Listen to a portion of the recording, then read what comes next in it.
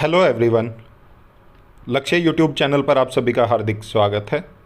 उम्मीद करता हूं कि आप सभी स्वस्थ होंगे और अपनी तैयारी को और भी बेहतर कर रहे होंगे। आज हम अपने इस नए वीडियो में बात करने वाले हैं Uttarakhand special education teacher recruitment 2025 के बारे में, जो कि टोटल पोस्ट हैं 380 और पीआरटी परमानेंट टीचर की वैकेंसीज़ के रिक्रूटमेंट का नोटिफिकेशन है, जिसमें इन्होंने बीएड पास अभ्यर्थी को भी एलिजिबल किया हुआ है।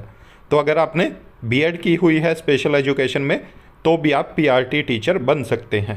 कंप्लीट इन्फॉर्मेशन देखने के लिए वीडियो में अंत तक जरूर बने रहें और वीडियो में आगे बढ़ने से पहले वीडियो को लाइक ज़रूर कर दें, साथ में अपने सभी साथियों के साथ शेयर भी कर दें। तो चलिए सबसे पहले देखते हैं ऑफिशियल नोटिफिकेशन और उसके बाद डिटेल में चीज़ों पे बात करेंगे। तो जैसा कि आप ये ऑफिशियल नोटिफिकेशन देख रहे हैं, ये कल से ही मतलब कुछ प्लेटफॉर्म पे वायरल हो रहा है और यहाँ पे बताया जा रहा है कि जो उत्तराखंड में स्पेशल एजुकेशन टीचर की रिक्रूटमेंट का नोटिफिकेशन है। परंतु सबसे पहले अगर आप इस पर डेट देखोगे तो ये 25 मार्च 2023 की है और इसको 25 मार्च 2025 बना के तो कुछ जगह पे इसको घुमाया जा रहा है कि ये उत्तराखंड में स्पेशल एजुकेटर की वैकेंसीज आ चुकी हैं। तो आगे इस पर पूरी डिटेल में हम बात करेंगे कि ये वैकेंसीज अभी तक क्यों नहीं आई है और किस कारण से ये पेंडिंग है और कोर्ट में जो केस चल रहा है उसका क्या स्टेटस है और केस क्यों चल रहा है तो उसका रीज़न भी जानेंगे। ठीक है, सबसे पहले इसको देख लेते हैं कि क्योंकि इससे आपके सामने एक जो आउटलाइन पता चल जाएगी कि कौन कौन एलिजिबल हैं और सिलेक्शन का प्रोसेस क्या है, तो सभी चीज़ें आपको पता चल जाएंगी। यहाँ पे बताया गया कि जो केस चल रहा है तो उसी के संबंध में इन्होंने कुल 3,246 पदों में से मतलब जो टोटल पोस्ट सेंक्शन है उत्तराखंड में वो है 3,246, उनमें से इन्होंने 380 पदों को पुनर्जीवित किया है और उनका एडवर्टीजमेंट जारी किया है। और यहाँ पे भर्ती का स्रोत आप देख सकते हो, इन्होंने बताया कि 380 पदों पे सीधी भर्ती की जा रही है। क्वालिफिकेशन में इन्होंने बोला कि विशेष शिक्षक हेतु अभ्यर्थियों का चयन राष्ट्रीय अध्यापक शिक्षा परिषद एवं भारतीय पुनर्वास परिषद द्वारा निर्धारित शैक्षिक प्रशिक्षण अर्हताओं के अनुसार किया जाएगा। उत्तराखंड राजकीय प्रारंभिक शिक्षा सेवा नियमावली 2012 के सुसंगत प्राविधानों के अनुसार स्नातक योग्यता के साथ भारतीय पुनर्वास परिषद द्वारा मान्यता प्राप्त डीएड विशेष शिक्षा अर्थात बीएड विशेष शिक्षा देख सकते हो आप, इसमें डिप्लोमा वाले को भी और बीएड वालों को भी दोनों को एलिजिबल किया हुआ है।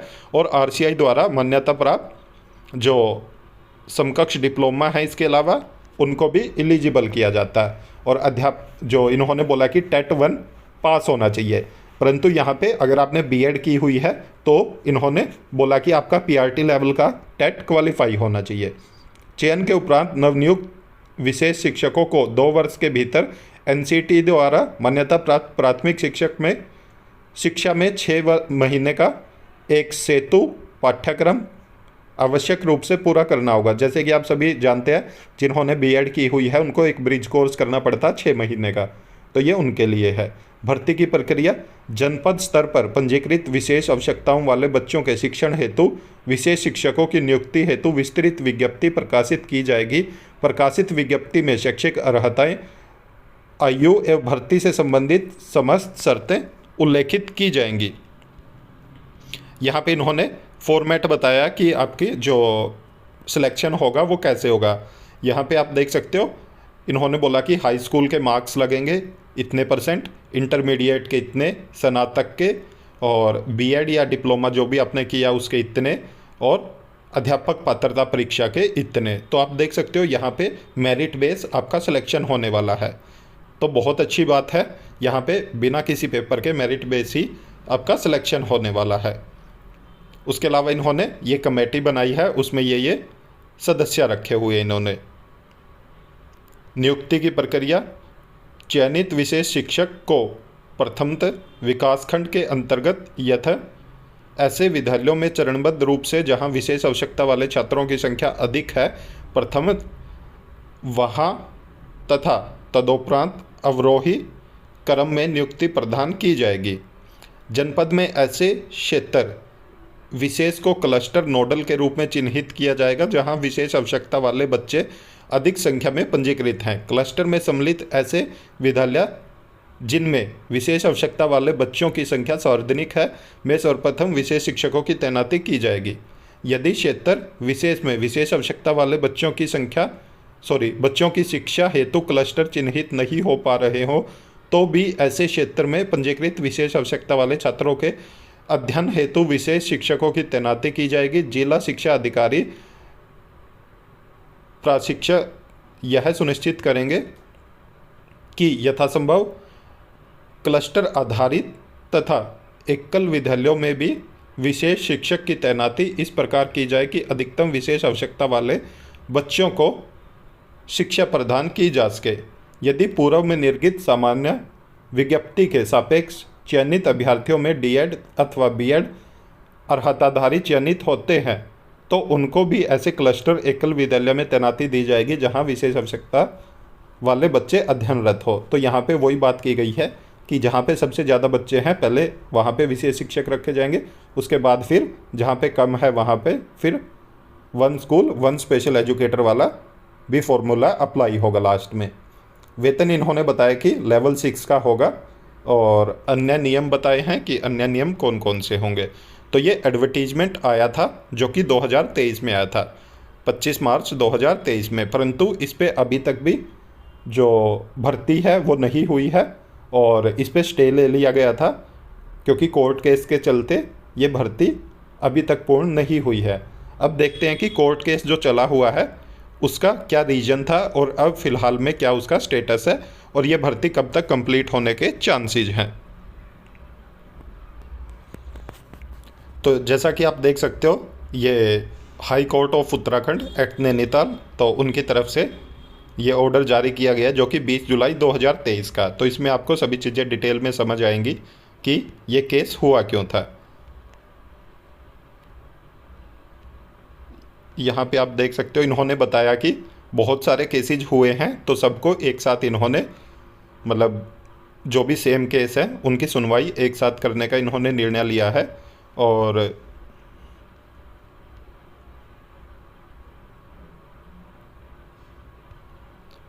तो यहाँ पे हम मेन चीज़ों पे बात करेंगे। यहाँ पे पॉइंट नंबर आप 3 देख सकते हो। इन्होंने बोला कि जो पिटिशनर है उन्होंने 2 ईयर का स्पेशल एजुकेशन में बीएड किया हुआ है और जो एनसीटी है इन्होंने मिनिमम क्वालिफ़िकेशन रखी है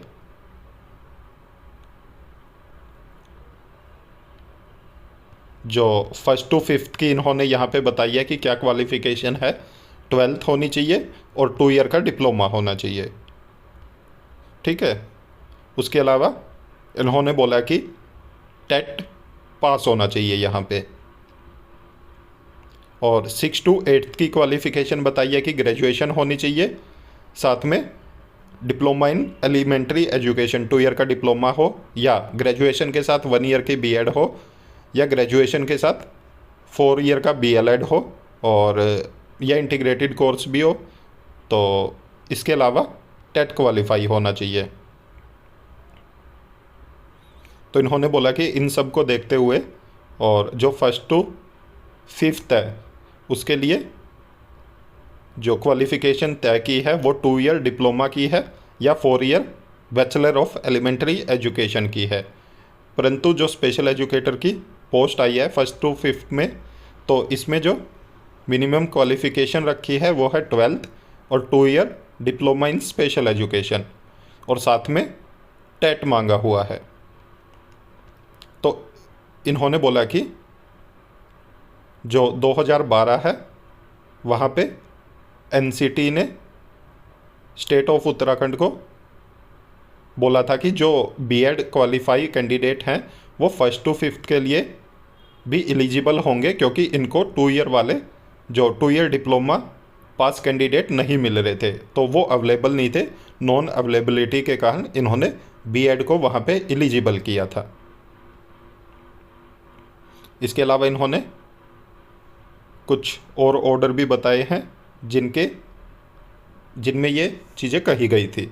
तो यहाँ पे अमेंडमेंट किया गया था कि ग्रेजुएशन विद बीएड वाले कैंडिडेट भी 1st to 5th के लिए एलिजिबल होंगे। और साथ ही साथ यहाँ पे टेट की बात की गई है, जो एनसीटी की गाइडलाइन के अकॉर्डिंग टेट की एलिजिबिलिटी क्या होगी। तो यहाँ पे कुछ डेट के सर्कुलर की बात की गई है कि जो 23 अगस्त 2010 को आया था और उसकी बात की गई है। तो structure and content of TET बताया यहाँ पे कि टेट में क्या क्या होगा।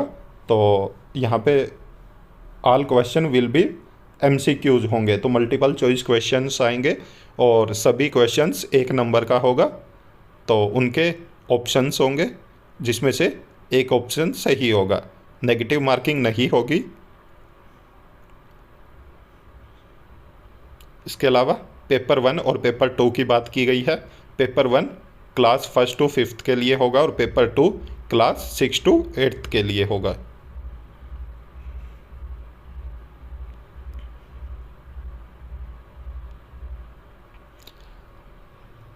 और यहाँ पे बताया गया कि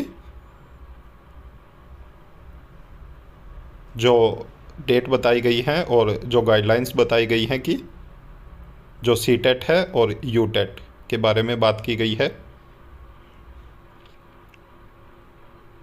अब यहाँ पे आप देखोगे, यहाँ पे बात की गई है कि जो the submission of mister Kumar, जिन्होंने पिटीशन दायर की है कि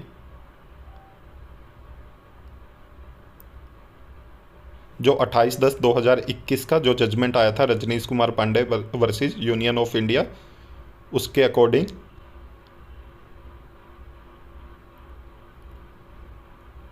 यहाँ पे बताया गया कि उत्तराखंड में जो 380 पोस्ट की रिक्रूटमेंट का नोटिफिकेशन निकाला गया है, तो उसके सर्विस रूल जो भी बनाए गए हैं स्पेशल एजुकेटर के लिए, उसमें अमेंडमेंट करने को बताया है। क्योंकि यहाँ पे जो एलिजिबिलिटी रखी गई है वो बताया गया कि graduate as per the relevant provision of Uttarakhand government elementary education service rule 2012 along with diploma special education recognised by rehabilitation council of India और बीएड स्पेशल एजुकेशन और equivalent diploma recognised by RCI और compulsory qualified the teacher eligibility test 1।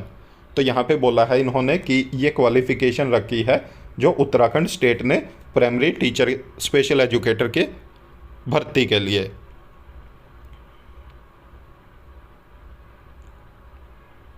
यहाँ पे बोला इन्होंने कि जो assistant teacher के लिए बीएड स्पेशल एजुकेशन के साथ इन्होंने टेट 1 को कंपलसरी किया है।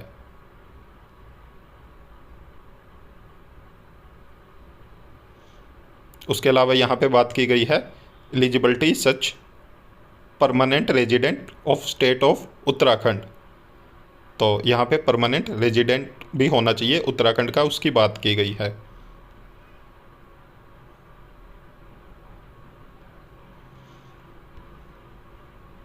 और जो पिटिशनर है उन्होंने बीएड स्पेशल एजुकेशन की हुई है और साथ में उत्तराखंड टेट 2 क्लियर किया हुआ है। इन्होंने बोला कि जो उत्तराखंड टेट 1 है उसके जो एलिजिबिलिटी पॉइंट्स हैं उनमें जो बीएड पास कैंडिडेट हैं उनको मतलब एलिजिबल नहीं किया जाता है, जिस वजह से ये जो टेट 2 है वो नहीं दे पाए और उसको क्वालिफाई नहीं कर पाए। जो 2 ईयर डिप्लोमा है तो वो ही सिर्फ टेट दे पाते हैं, उसके अलावा बीएड वाले कैंडिडेट लेवल 1 का टेट नहीं दे पाते।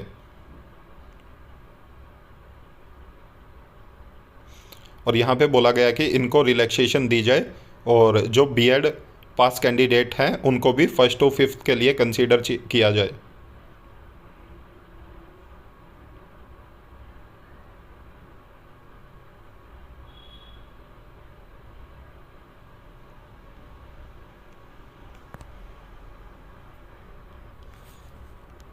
और यहाँ पे मतलब वही चीज़ें कही गई हैं कि जो पिटिशनर है, अगर हम इसको ओवरऑल समझे तो जो पिटिशनर है उन्होंने स्पेशल बीएड की हुई है, ठीक है, साथ में टेट 2 क्वालिफाई किया हुआ है उन्होंने उत्तराखंड टेट 2।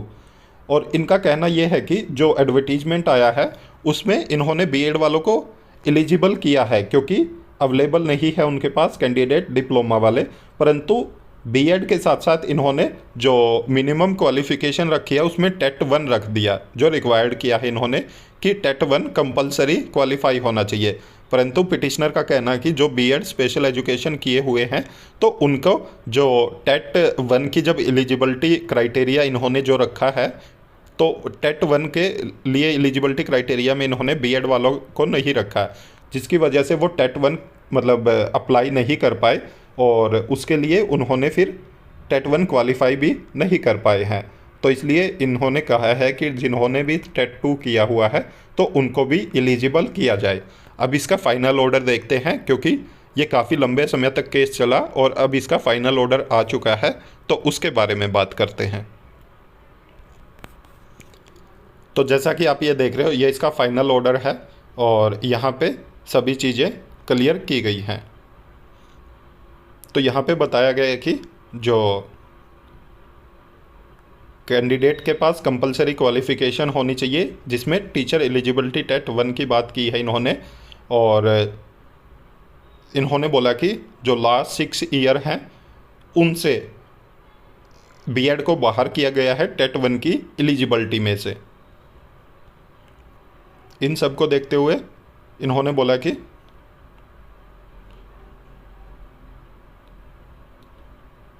अमेंडमेंट करने के लिए कि टाइम टू टाइम जो भी अमेंडमेंट हुए हैं, और इसके अलावा यहाँ पे भी वही बात बताई गई है कि 6 ईयर हो गए हैं कि इन्होंने जब बीएड को बाहर कर दिया था टेट 1 क्वालिफाई करने से।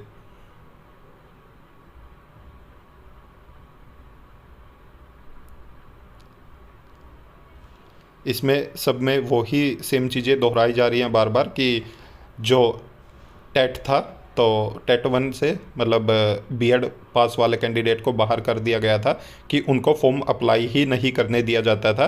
तो इसकी वजह से इन्होंने बोला कि कैंडिडेट का नुकसान हो रहा है, क्योंकि जब उनको चांस ही नहीं दिया गया तो उनको भर्ती में शामिल क्यों नहीं किया जा रहा।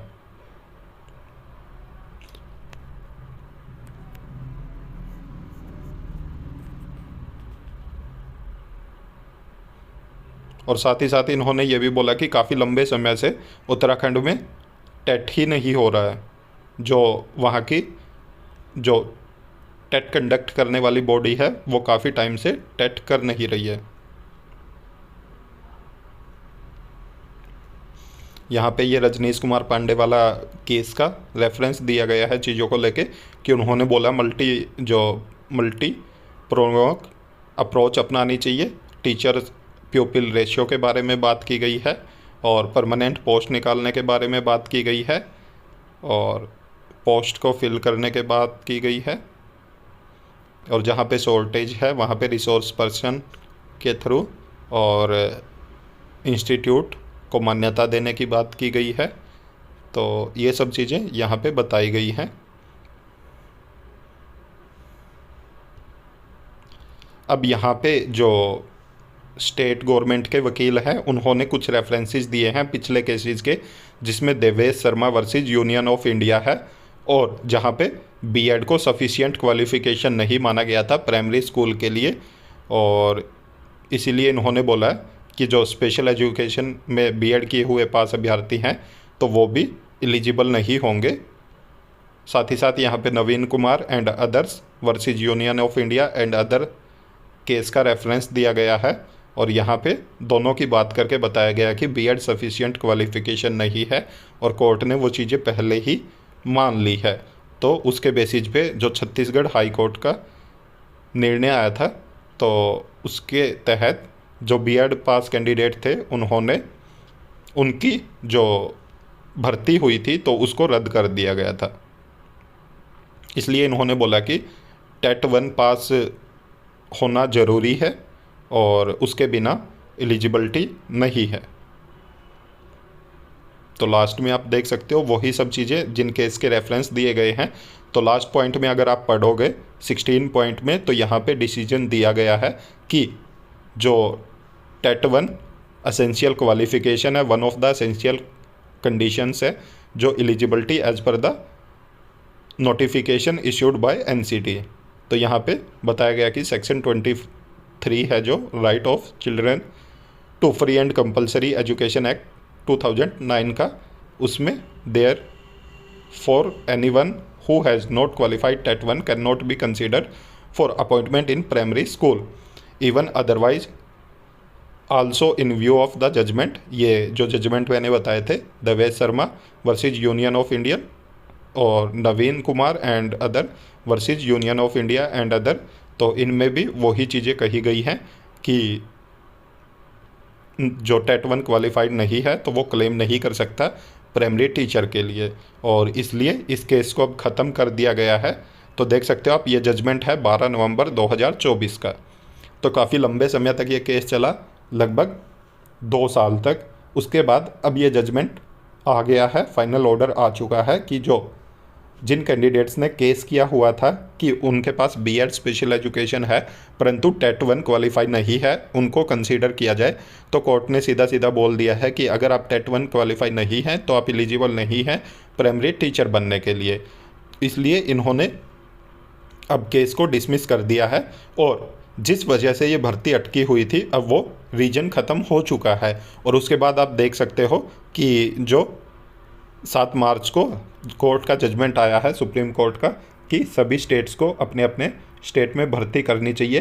तो उसी वजह से अब आप मान सकते हैं कि उत्तराखंड में आपको बहुत जल्द ये एडवर्टीजमेंट दोबारा से देखने को मिल सकता है, और इस पर बहुत जल्द एक्शन हो सकता है, क्योंकि उसी जब से ये एडवर्टीजमेंट आया था उसी टाइम से ये कोर्ट केस चल रहा था और इस पर स्टे ले लिया गया था।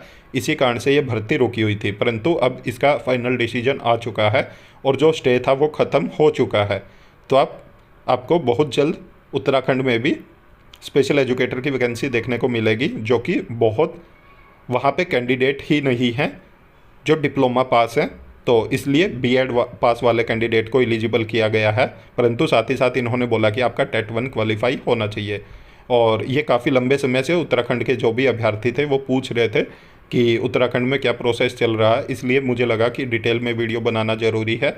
और पिछले 1-2 दिन से मैं देख रहा था कि पिछला नोटिफिकेशन घूम रहा था और उसको ये बताया जा रहा था कि वो अभी मार्च में नोटिफिकेशन आया, इसलिए वो चीज़ भी क्लियर करनी थी कि ये नोटिफिकेशन 2023 में आया था और तभी से कोर्ट केस चल रहा था, और कोर्ट केस का मैंने रीजन भी बताया और जो जजमेंट आ चुका है वो भी मैंने यहाँ पे डिस्कस किया है। तो उम्मीद करता हूँ कि आपको सभी चीज़ें अच्छे से क्लियर हो गई होंगी और सभी चीज़ें समझ आई होंगी। तो अब बहुत जल्द आपको कहीं ना कहीं नोटिफिकेशन भी देखने को मिल जाएगा। और अगर आप हमारे चैनल पर नए हैं तो चैनल को सब्सक्राइब जरूर करें, साथ में बेल आइकन का बटन जरूर दबाएं ताकि जब भी हम वीडियो अपलोड करें तुरंत आप तक नोटिफिकेशन पहुंच जाए। वीडियो को ज़्यादा से ज़्यादा लाइक करें, साथ में शेयर भी करें। Thank you.